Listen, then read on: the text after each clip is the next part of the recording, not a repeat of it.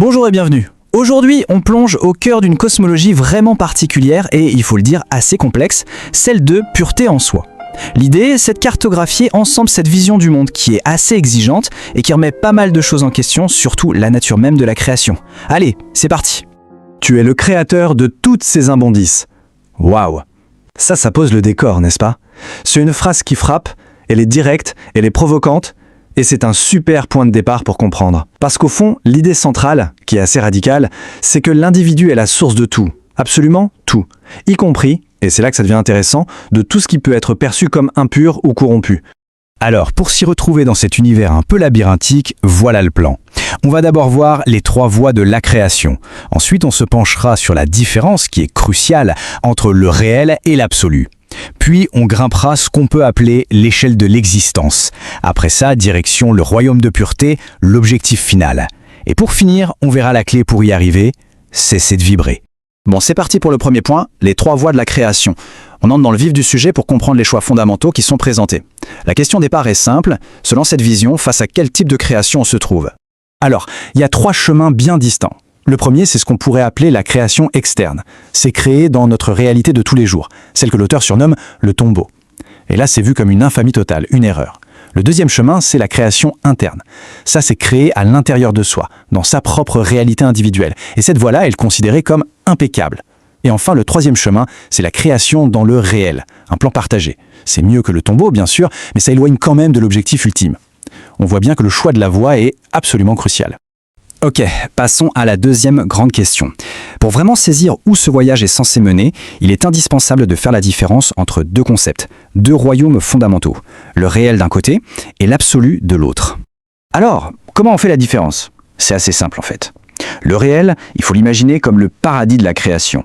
C'est la maison d'où tous les êtres viennent, un endroit où on peut créer à l'infini. C'est le domaine de ce qui est.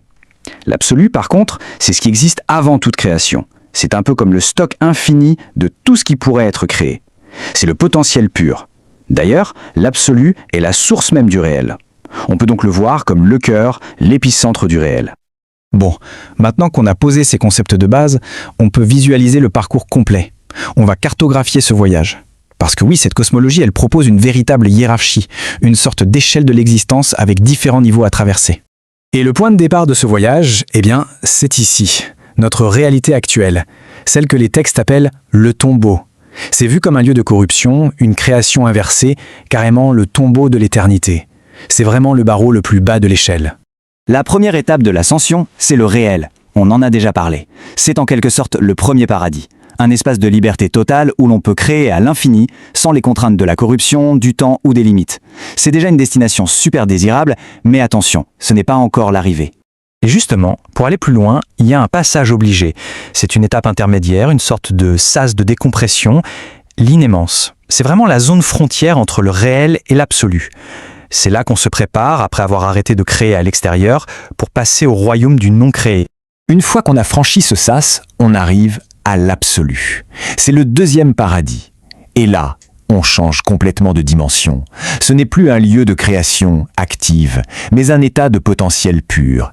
Il contient tout, absolument tout ce qui a été, ce qui est et ce qui sera, mais à l'état de simple potentialité, avant même que ça ne se manifeste. Et enfin, tout en haut de cette échelle, on trouve le but ultime, la destination finale du voyage, le royaume de la pureté. C'est le cœur même de l'absolu, la source primordiale de toute chose. C'est à la fois le point de départ et le point d'arrivée de toute existence, le terminus. Donc si on résume ce chemin d'ascension, ça donne quoi? On part du tombeau, notre monde corrompu. On monte vers le réel, le paradis de la création. On passe par le sas de l'inémence, on atteint ensuite l'absolu, le paradis du potentiel, et enfin on arrive au but ultime, la source finale, le royaume de la pureté. Très bien, mais à quoi ça ressemble concrètement cette destination finale? Qu'est-ce que ça veut dire être dans le royaume de la pureté? Regardons d'un peu plus près sa nature et ce que ça implique d'y entrer.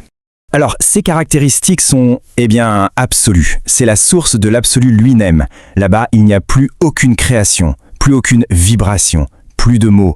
C'est le silence et l'immobilité totale. Et pour y entrer, pas de passe-droit. C'est une invitation qui vient de sa propre pureté individuelle.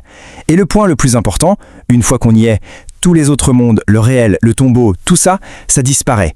Pour toujours. C'est définitif.